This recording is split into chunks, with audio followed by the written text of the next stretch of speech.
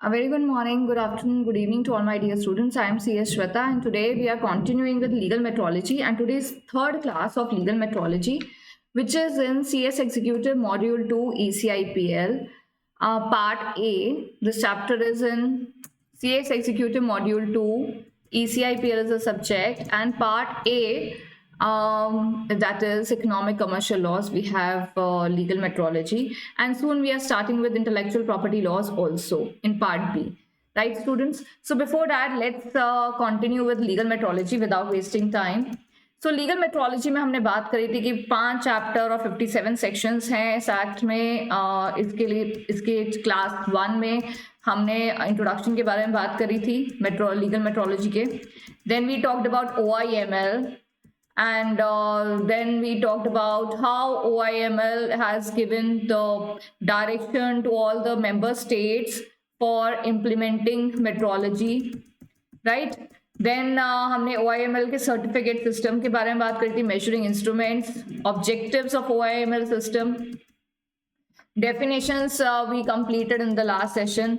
Last class में हमने ये सारी इंपॉर्टेंट डेफिनेशंस के बारे में बात करी थी, राइट? तो आज जो हम बात करने वाले हैं that is about today what we are going to start is chapter 2 of Legal Metrology Act, that is section 4 to 12 that deals with standard weights and measures.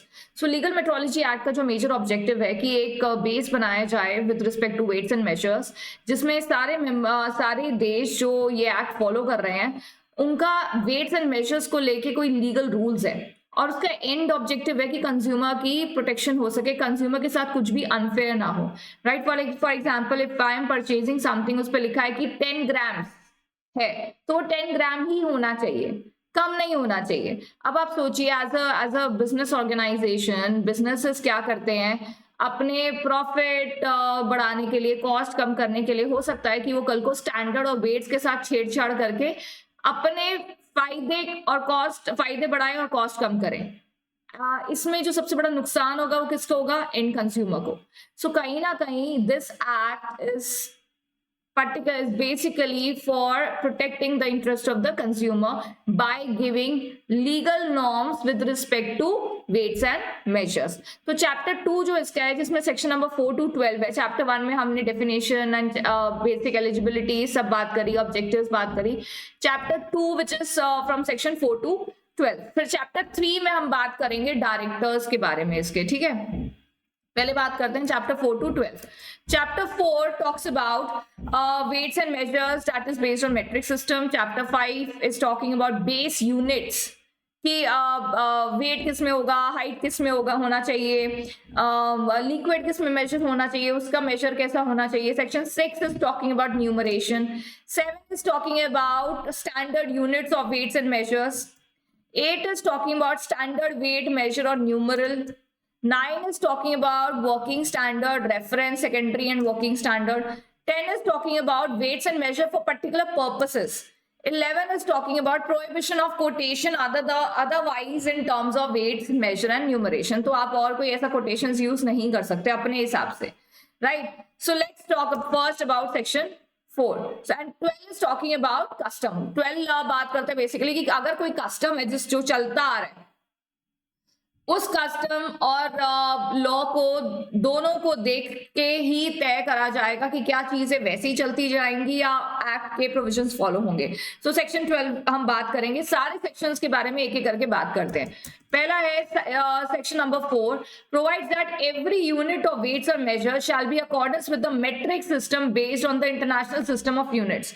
So the weights और measures के जो भी units हैं, जो भी इनके measuring terms हैं, that will be as per the international system of units, so that trading system, commercial, export import, इन सब में मदद रहे और किसी प्रकार का कोई ऐसा ना हो, यूनिफॉर्मिटी मेंटेन करने के लिए basically that has to be as per the international system of units. Then we have section 5 जो बोलता है बेस यूनिट के बारे में बात करता है, जैसे लेंथ का बेस यूनिट है metre, mass shall be KG, time is in seconds, electric current is as per the ampere. हम बात करते हैं ना करंट कितना है, 15 एम्पियर, 40 एम्पियर, है ना? हमने फिजिक्स में भी कभी एक टाइम में पढ़ा है कि एम्पियर करके होता है। थर्मोडायनामिक टेम्परेचर केल्विन में होता है, luminous intensity candela, and amount of substance shall be mole, molecule, mole, atom. So हर चीज का, हर वेट और मेजर का एक यूनिट होता है। तो बेस यूनिट की बात कर रहे हैं सेक्शन नंबर 5। सेक्शन नंबर 4 कह रहा है इंटरनेशनल सिस्टम के हिसाब से होना चाहिए। सेक्शन 5 कह रहा है कि हर वेट मेजर्स का एक बेस यूनिट होता है। ठीक है, ये बेस यूनिट भी देना बहुत जरूरी है, नहीं तो आप एक्सप्रेस कैसे करोगे? कुछ खरीदने जा रहे हो, क्या बोलोगे? अभी कहीं पे कुछ है, कहीं पे कोई और यूनिट यूज हो रहे हैं, तो ऐसे तो यूनिफॉर्मिटी नहीं रहेगी ना। तो सेक्शन नंबर 5 लीगल मेट्रोलॉजी का बोल रहा है कि जो वेट्स एंड मेजर्स हैं इनके एक बेस यूनिट्स होते हैं, right. Then we have section number 6 जो बोल रहा है base unit shall be the unit of the international form of Indian numeral. Every numeration shall be made in accordance with the decimal system. The decimal multiples and some multiples of the numeral shall be the denomination and the written in such manner as may be prescribed. अभी हर चीज पे decimal system, अभी कभी ये नहीं लिखा होता कि इसमें 10.5 ग्राम है, या ये अभी रास्ता जो है वो 101 किलोमीटर 0.25 मीटर, ऐसा 250 मीटर्स रह गया, ऐसा नहीं लिखा होता। लेकिन जहां पे डेसिमल्स की जरूरत होती है, अब ये डिपेंड करता है कि सेक्शन 6 कह रहा है कि जहां जहां पे डेसिमल सिस्टम सब मल्टीपल्स जो न्यूमरल्स के यूज होते हैं वहां पे वो होने चाहिए। हर जगह यूज हो ऐसा जरूरी नहीं है, ठीक है, लेकिन जहां पे होने चाहिए वहां पे होते भी। जैसे अभी आप फीवर चेक करते हो, ठीक है, सेल्सियस, केल्विन, तो उसमें होता है, उसमें आपका बताया जाता है कि यस इतना पॉइंट इतना है, तो वहां पे पॉइंट से फर्क पड़ता है, ठीक है। पर हम जब कुछ खाने की चीज खरीदते हैं तो वो 100 ग्राम्स की है, 200 ग्राम्स की है, या वेजिटेबल सेलर कुछ बेच रहा है तो वो इतने 250 ग्राम का उसके पास पड़ा है वेट, 500 ग्राम का पड़ा है, 1 kg का वेट पड़ा है, तो वो ऐसा नहीं होगा 1 kg 0.20 ग्राम्स ऐसा करके वेट नहीं होते हैं ना, एक स्टैंडर्ड वेट होते हैं। तो कहीं पे डेसिमल सिस्टम वाले भी यूज करे जाते हैं वेट्स एंड मेजर्स, एंड कहीं पे डेसिमल सिस्टम नहीं यूज होते हैं। स्टैंडर्ड्स दिए हुए हैं गवर्नमेंट ने और उसके हिसाब से ही आपको चलना है। अगर हर जगह हर वेंडर अपने हिसाब से बिजनेस चलने लग गए, बिजनेस ऑर्गेनाइजेशंस जो होते हैं, जब वो वेट्स एंड मेजर्स को अपने हिसाब से चलाने लग जाएंगे, और अगर ऐसा लॉ नहीं हुआ तो फिर देन आप खुद सोचिए कैसे यूनिफॉर्मिटी रहेगी, कैसे किसी वेट्स एंड मेजर्स में प्रगति रह पाएगी, right. Confusion and there are so many reasons. Section 7 कहता है base units of weight and measure specified in section number 5, वही मास का और टेम्परेचर का कितने बेस यूनिट होते हैं, शैल बी द स्टैंडर्ड यूनिट्स। ये स्टैंडर्ड यूनिट्स के हिसाब से होते हैं और सबको वैसे ही फॉलो करना चाहिए। The base unit of numeration specified in section number 6 shall be standard unit of numeration for the purpose of deriving the value of base derived and other units mentioned in 5 the central government shall prepare और cause to be prepare objects और equipment in such manner as may be prescribed. अभी क्या है ना, अभी कोई instrument है, मैं बना के बेच रही हूँ कोई instrument, I am a manufacturer, ठीक है, as per the definition of legal metrology act.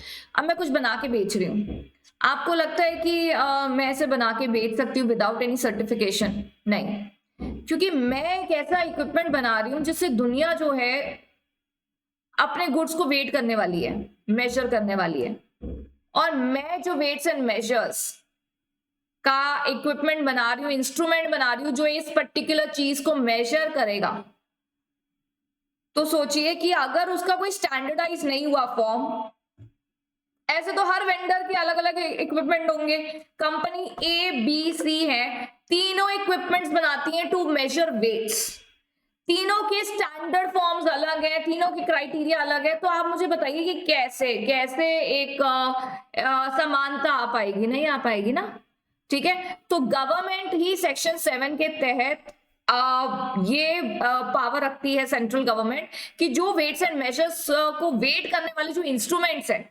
वो क्या स्टैंडर्ड्स होंगे, कैसे इक्विपमेंट होंगे, that is need to be prescribed. The physical characteristic, configuration, construction details, material, equipment, performance, tolerance, period of re-verification, methods of procedure of test, everything needs to be prescribed by government. और अगर आप manufacturer बनना चाहते हैं with respect related to weights and measures, then you need prescribe certification. बिना उसके आप अपने हिसाब से नहीं बना सकते इक्विपमेंट। और अगर आप बनाएंगे और वो गवर्नमेंट के स्टैंडर्ड्स को फॉलो नहीं करेगा तो पेनल्टी लग सकती है, ठीक है ना। अभी कौन लगाएगा पेनल्टी, कौन होता है, कैसे वो, what powers they have, we are going to study in chapter 3। Chapter 3 of this act, chapter 1 में पढ़ लिया हमने एप्लीकेबिलिटी, चैप्टर 2 में ये पढ़ ही रहे हैं हम, सेक्शन 4 to 12। चैप्टर 3 में पढ़ेंगे हम एडमिनिस्ट्रेशन ऑफ दिस एक्ट, ठीक है। Then section 8, any weight or measures which conforms to the standard unit of weight or measure and also conforms to the provision of section 7 as applicable to it shall be the standard weight or measure. Any numeral which conforms to the provision of section 6 shall be the standard numeral. तो आपको यही बता रहे हैं section 8 में भी कि भाई अगर आपका कोई ऐसा इक्विपमेंट है सेक्शन 7 के अंदर, अगर आप हो इस चीज में with respect to any equipment और मटेरियल और something, then you should conform to the provision of section 7 and section 6 as well, ठीक है। तो अभी कोई वेंडर है, कोई इक्विपमेंट से मेजर करके दे रहा है, लोगों को सामान दे रहा है, अगर उसके वहां पे कोई आके कोई ऑफिसर आए, officer under legal metrology act, वो चेक करेंगे आपका इक्विपमेंट कहाँ से आया है, इसकी टेस्टिंग हुई है या नहीं। आप बिना टेस्टिंग के कैसे लोगों को ये चीज ट्रेड कर रहे हो, नहीं कर सकते हो आप, ठीक है। तो there has to be needs to be the standard weights. Section 9 कह रहा है नो वेट मेजर और numeral other than standard weight measure और numeral shall be use as a standard weight. यही हम देखो कब से बात करें, सेक्शन 9 में भी कह रहे हैं कि कोई भी आप अपना स्टैंडर्ड वेट यूज नहीं करोगे जब तक कि वो गवर्नमेंट ने नहीं दिया, unless it conforms to the standard of section 8. Aforesaid provision shall not apply for manufacture done exclusively for export or for the purpose of scientific investigation or research. Suppose कह रहे हैं कि हो सकता है कि सेक्शन 9 उनके ऊपर एप्लीकेबल नहीं करे जो पर्टिकुलरली गवर्नमेंट के अंडर कोई स्पेसिफिक साइंटिफिक रिसर्च कर रहे हैं, इन्वेस्टिगेशन कर रहे हैं, तो हो सकता है उनके स्टैंडर्ड वेट्स अलग हो, लेकिन अदरवाइज कोई भी वेट मेजर न्यूमरल ऐसा नहीं होना चाहिए जो स्टैंडर्ड जो गवर्नमेंट ने दिए उसके विरुद्ध नहीं होना चाहिए। सेक्शन 11-12 बोल रहे हैं no person in relation to any good things और सर्विस कोट और make announcement of whether by word और माउथ और otherwise any price or charge or issue or exhibit any price list, invoice, cash, document or prepare or publish any advertisement, poster, document, net quantity of a pre-packaged commodity or express in relation to any transaction, any quantity otherwise in accordance with the standard weight and numeral. अब ये क्या बोल रहा है, section 11 कह रहा है कि कोई भी बिजनेस वेंडर, कोई भी इंसान, चाहे वो गुड्स में डील कर रहा है, किसी चीज में डील कर रहा है, किसी सर्विस में डील कर रहा है, कोई अनाउंसमेंट दे रहा है विद रिस्पेक्ट टू, मुंह से अनाउंसमेंट कर रहा है, कहीं लिखित में अनाउंसमेंट कर रहा है, किसी डॉक्यूमेंट के थ्रू कर रहा है, किसी एडवर्टाइजमेंट के थ्रू कर रहा है, कहीं पब्लिश कर रहा है या डॉक्यूमेंट दे रहा है या किसी कैश मेमो पे लिख रहा है या प्राइस लिस्ट दे रहा है, ऐसी चीज की जो स्टैंडर्ड वेट और मेजरमेंट्स के हिसाब से नहीं है। जैसे गवर्नमेंट ने बोला है कि भाई आपको प्री पैकेज कमोडिटी के ऊपर ये सारी चीजें डिस्क्लोज करनी है, आपको प्री पैकेज कमोडिटी के ऊपर सारे जो नेट क्वांटिटी है, इंग्रेडिएंट है, उनकी नेट क्वांटिटी सब प्रॉपर्ली डिस्क्लोज करनी है। अगर नहीं करेंगे तो पेनल्टी लग सकती है। लेकिन अगर आप उस रिस्पेक्ट उसके अकॉर्डेंस में नहीं करते हैं, then you shall attract a penalty. It may be noted that provisions mentioned above shall not be applicable for export of goods or things or service. Custom, usage, practice or method, whatever nature, which permits a person to demand, receive or cause to be demanded any quantity of article, thing or service, excess or less than a quantity specified by weight or measures. अब इसका क्या मतलब है? For example, एक custom चलता आ रहा है कि ये चीज 100 ग्राम के पैकेट में ही मिलेगी, ठीक है। सेक्शन 12 कह रहा है कि एक चीज एक स्टैंडर्ड वेट के हिसाब से कि 100 ग्राम मिलेगी, ठीक है। अभी आप बोल रहे हो मुझे 95 ग्राम दे दो, is that possible that you can demand a quantity lesser than the prescribed quantity? No. Any custom or usage of a trade by whatever method and whatever name called, अगर एक प्राइस क्वांटिटी मेंशन करी गई है standardise form में, तो कोई भी इंसान, कोई भी no which it shall not permit any person to demand anything which is lesser than a prescribed quantity, ठीक है। अब आप बोलो नहीं मुझे तो 50, मुझे तो ना 92 ग्राम चाहिए, नहीं हो सकता ना भाई, ज्वेलरी में हो सकता है, ज्वेलरी में आप बोल सकते हो 92 ग्राम तो खैर बहुत ज्यादा हो गया ज्वेलरी में, बट मुझे 9.2 ग्राम की चेन बनवानी है, मुझे 9 ग्राम की चेन चाहिए, 10 ग्राम भी नहीं, तो बन जाएगा अप्रोक्सीमेटली, राइट। सो हो सकता है वहां पे आप 1 ग्राम का जो वेरिएशन है, वेरिएंस है, उसमें भी आप अपने कस्टमाइजेशन करा सकते हैं, बट एक कस्टम के हिसाब से अगर गिवन क्वांटिटी और गिवन प्रोसीजर प्रिस्क्राइब फॉर्म में गवर्नमेंट ने दी है, उसमें आप डिमांड नहीं कर सकते हो या मांग सकते हो कि मुझे इससे ज्यादा या लेसर क्वांटिटी बाय वेट चाहिए, राइट। वो वॉइड माना जाएगा, that will be absolutely void. Appointment and power of director, controller and legal metrology officers.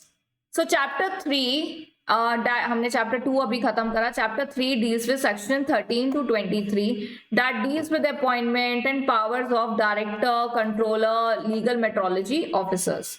जितने भी डायरेक्टर्स होते हैं they are the central government officers appointed by central government, and जितने भी लीगल मेट्रोलॉजी ऑफिसर्स, कंट्रोलर्स होते हैं they are appointed by state government, right. So in chapter 3 we are going to talk about कि कौन कौन है, क्या powers रखते हैं ये, और कैसे ये अपने प्रोसीडिंग्स करते हैं। We gonna talk about it. Section 13 empowers the central government, जैसे मैंने आपको बताया, central government appoint by notification Director of Legal Metrology, Additional Director, Joint Director, Assistant Director, Deputy Director, and other employees who are exercising the powers imposed under this act relation to interstate trade and commerce. Interstate मतलब क्या? एक state से दूसरे state में suppose कोई भी trading है, उसके रिस्पेक्ट में कोई ट्रेड हो रहा है और उसके रिस्पेक्ट में कोई वेट्स मेजर्स के रिलेशन में कोई भी अगर चीज है तो वो ये डायरेक्टर्स देखेंगे। सो डायरेक्टर एक हायर हायरार्की में आते हैं who are into supervision of the trade in interstate, then they are the rule making authority with respect to legal metrology, ठीक है। डायरेक्टर हैं, असिस्टेंट डायरेक्टर हैं, then you have additional director, joint director, deputy director, ठीक है। अभी इनका power है जो सेंट्रल गवर्नमेंट ने दिया और इनका अपॉइंटमेंट भी क्या है, सेंट्रल गवर्नमेंट द्वारा करा जाता है।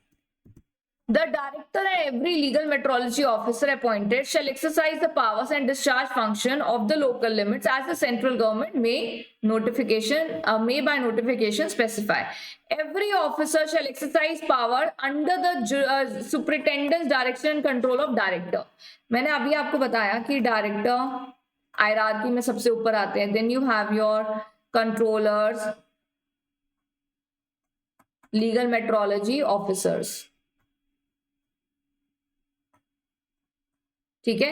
So they are under the direction of the director appointed by central government, ठीक है। तो सेक्शन 13 बात करता है क्या क्या एडमिनिस्ट्रेशन है under legal metrology act that gives the power how to manage this act. The director, the controller, and every officer authorized to perform any duty under this act shall be deemed to be the civil servant, shall be deemed to be the public servant within Indian Penal Code.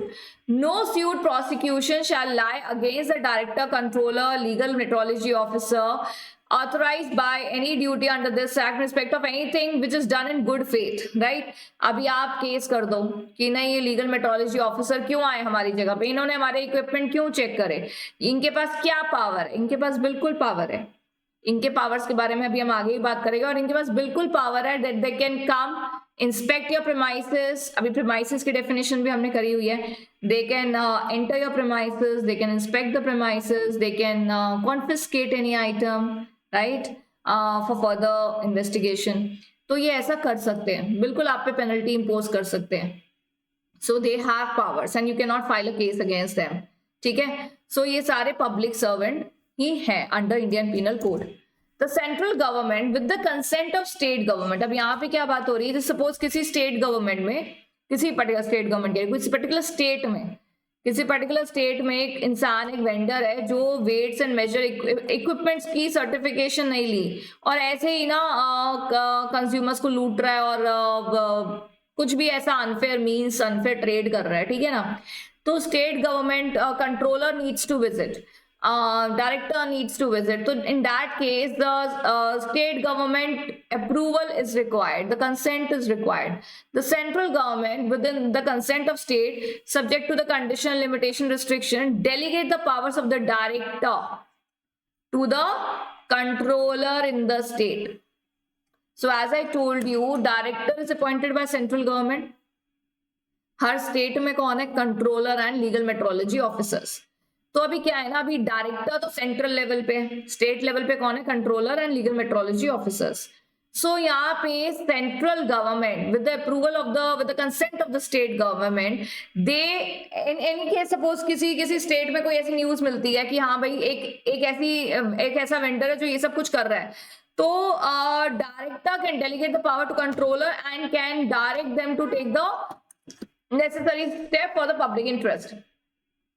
If he is of the opinion that it is necessary in the public interest to delegate the powers as it thinks fit to any legal metrology officer, and delegation of powers is made by the controller, the person to whom the powers are delegated is in the same manner it is their power. जैसे बोल रहे हैं कि director है, director के बाद controller है, legal metrology officer है, तो डायरेक्टर की पावर भी डेलीगेट करी जा सकती है कंट्रोलर को, कंट्रोलर की पावर भी डेलीगेट करी जा सकती है लीगल मेट्रोलॉजी ऑफिसर्स को, and they need to discharge their powers जैसे उनकी खुद की पावर्स हैं. अभी करेंगे क्या इन पावर्स का?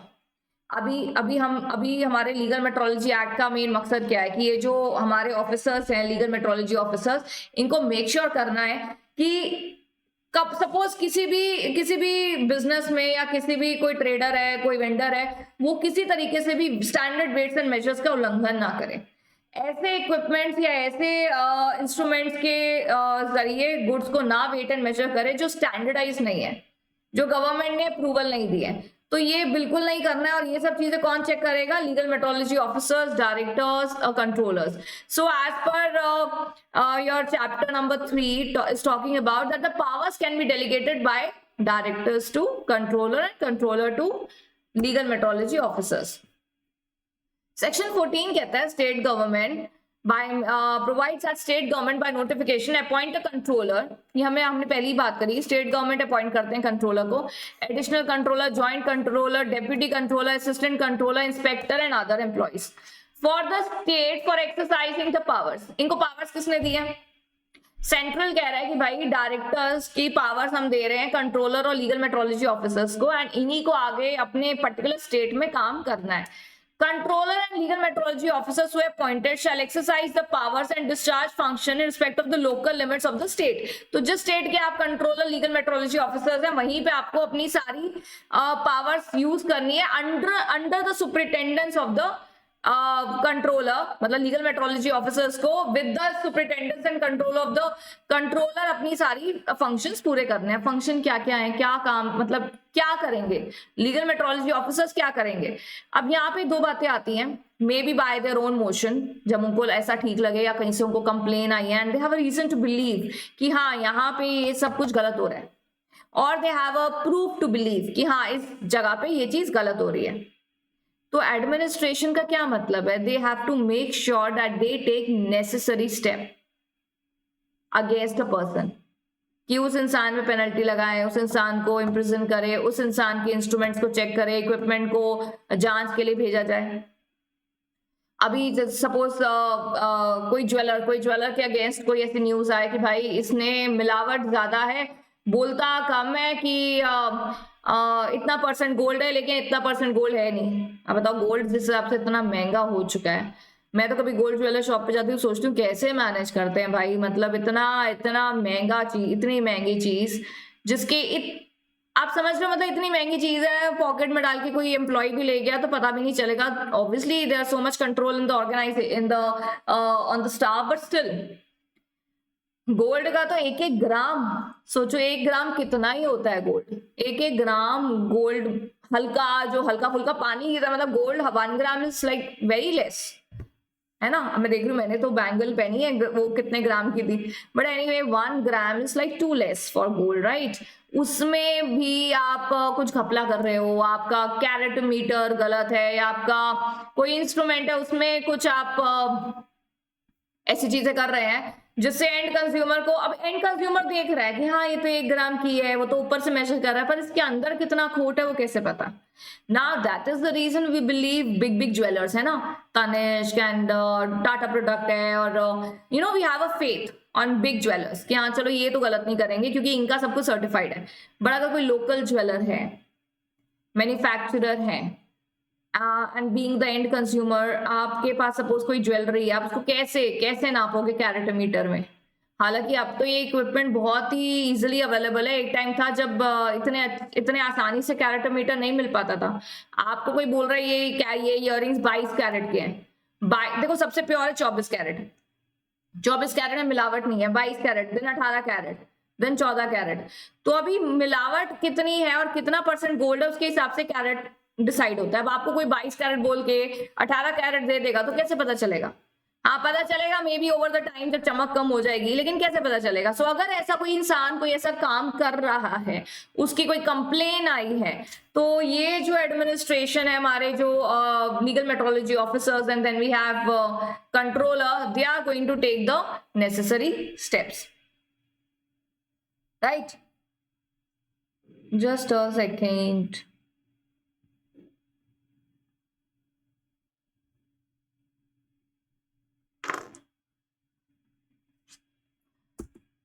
Power inspection and seizure. अब ये बात करते हैं यहाँ पे सेक्शन 15 क्या बात कर रहा है? सेक्शन 15 कह रहा है it gives the powers of inspection on the director also, controller also and legal metrology officer also. जैसे मैंने अभी आपको जब पावर स्टार्ट किया था आपको बताया था कि डायरेक्टर, कंट्रोलर और लीगल मेट्रोलॉजी ऑफिसर्स के पास पावर है, आ सकते हैं, इंस्पेक्ट कर सकते हैं, सीज कर सकते हैं, कॉन्फिस्केट कर सकते हैं। They have the powers as per the civil code, IPC and code of criminal procedure also. If they has a reason to believe whether any information given to by any person, चाहे किसी ने information दी, मैंने अभी आपको ये बताई है ये बात कि ये अपनी पावर्स का इस्तेमाल कर सकते हैं जब खुद इनके ऑन देयर ओन मोशन, जब वो खुद इंस्पेक्शन के लिए जाएं, या किसी की कंप्लेन आई है in writing in which they have a reason to believe कि यस कुछ दाल में काला है, उनको कोई इंफॉर्मेशन आई है टेकन डाउन इन राइटिंग या पर्सनल नॉलेज, या अदरवाइज उनको कुछ ऐसी न्यूज आई है कि कोई वेट और मेजर और गुड्स के रिलेशन में कि कोई ट्रेड एंड कॉमर्स ऐसा हो रहा है इस जगह पर which is likely to be committed or either kept or concealed in any premises, या course of transportation में कुछ, मतलब एक जगह से दूसरी जगह जाते हुए सामान में कुछ घपला हो रहा है, या मैन्युफैक्चरिंग में कुछ घपला हो रहा है, या सामान को छुपा के कहीं रखा हुआ है, राइट? अगर ऐसी इंफॉर्मेशन आती है, so they have a right to, they have the certain powers. The powers include entry, पहले तो आप किसी भी प्रेमाइसेस पे एंटर कर सकते हैं because you are the legal metrology officers. Search and inspect any weight, measure और एनी अदर गुड्स जिस पे भी आपको शंका है उस वेंडर के पास। देन आप सीज भी कर सकते हो एनी वेट्स और मेजर्स। यू विल गो, अभी कोई भी ऑफिसर आ रहा है तो ऐसा रटने की जरूरत नहीं, आप खुद सोचो कोई ऑफिसर आ रहा है तो पहले तो क्यों आएगा? उनको रात में कोई सपना तो आया नहीं कि इस वेंडर के पास जाना है। वो या तो उनको कहीं से कोई कंप्लेन आई है, या उनको कोई ऐसी इंफॉर्मेशन मिली है, या टेकन इन राइटिंग कुछ ऐसा मिला है फीडबैक जिसमें उनको शक हो रहा है, they have a reason to believe कि यस यहाँ पे कुछ गलत है। So what they will do, they will come to the premises, they will inspect, then they will seize. Seize पहले तो नहीं हो सकता ना, पहले तो इंसान आएगा, एंटर करेगा, इंस्पेक्ट करेगा, उसके बाद ही सीज करेगा ना, right? Any document, article which has a reason to believe that they may furnish evidence, so they will collect all the documents, goods या instrument या equipment जिससे वो उनको एक एविडेंशियल प्रूफ मिलेगा।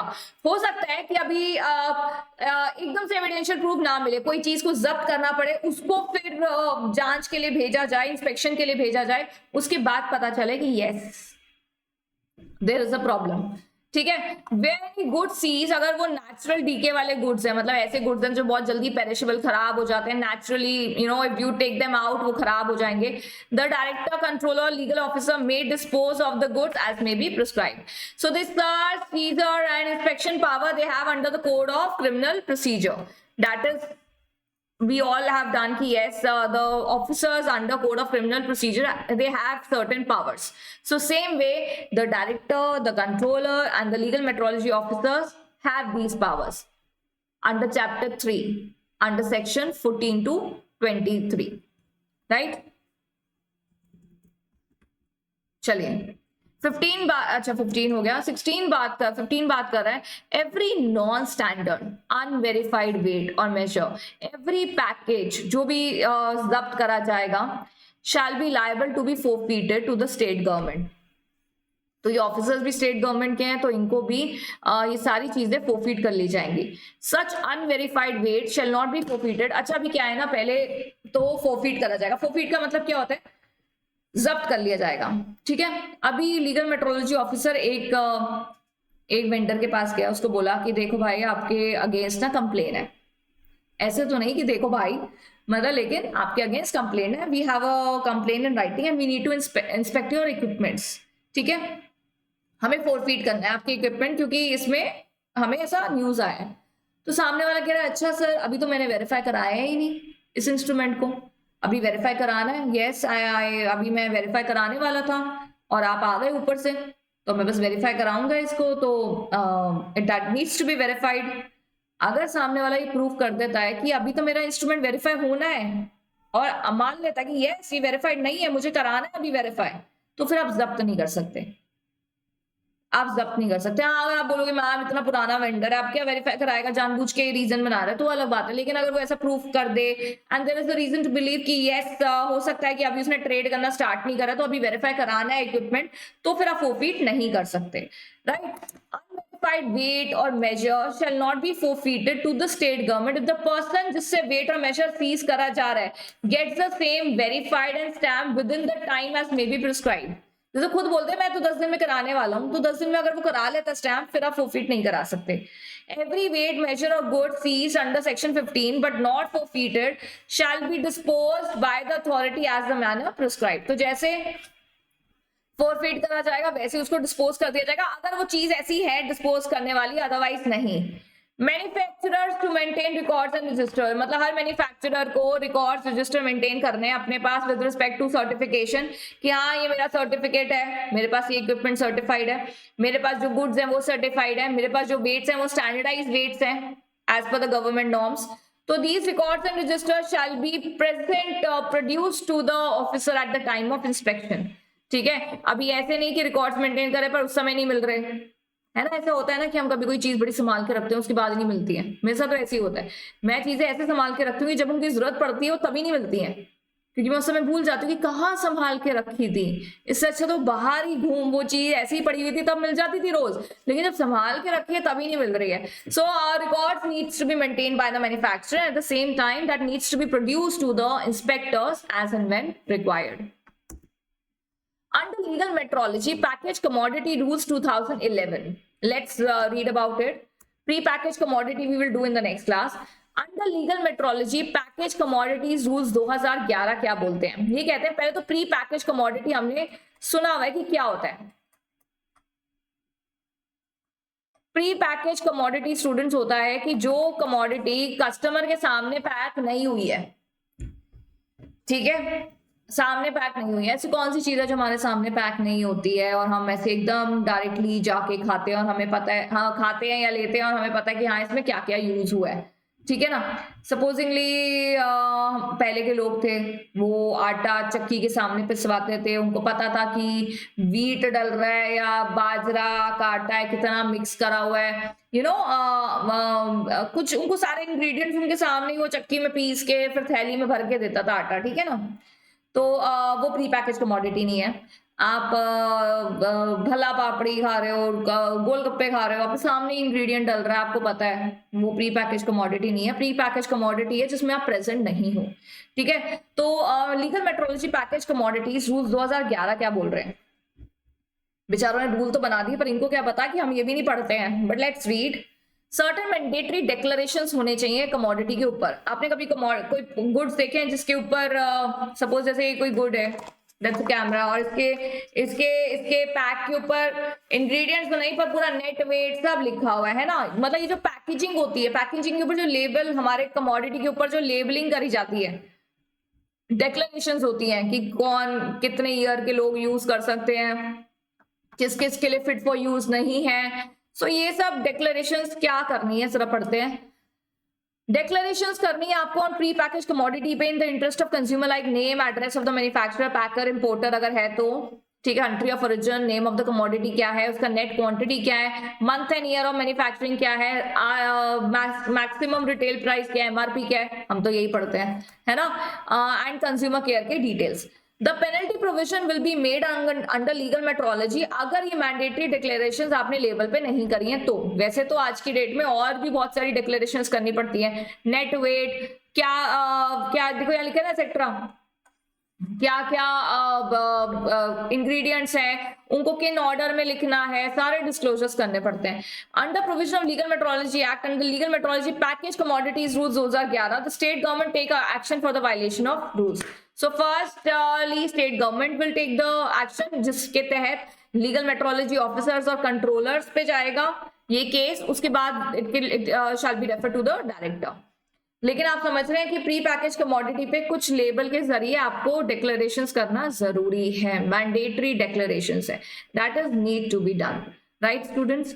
सो in the next class we are going to complete with legal metrology. हालांकि हम छोटी छोटी क्लास करके कंप्लीट कर रहे हैं, हम लंबी लंबी क्लास करते तो ये 2 में ही कंप्लीट हो जाता, but nevertheless we will complete this chapter in the next class. Till then please, I am covering everything via module in your chapter, so there's no point that is missing. You can match these notes from your study material by CSI.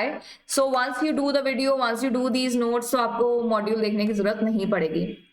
Any problem, you can reach back to me via Telegram, Instagram, and every mode of communication that is available in the description, right? So for more videos, you need to subscribe to the channel and see such chapters. And for aspiring company secretaries, this channel will be very useful. So I'll see you in the next class, students. Thank you so much.